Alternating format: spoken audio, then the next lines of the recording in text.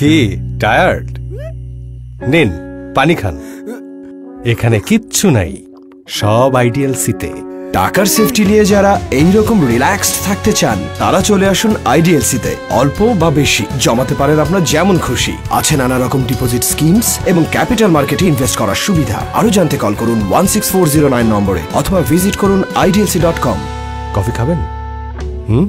না স্যার, আরেকদিন। IDLC, financing happiness.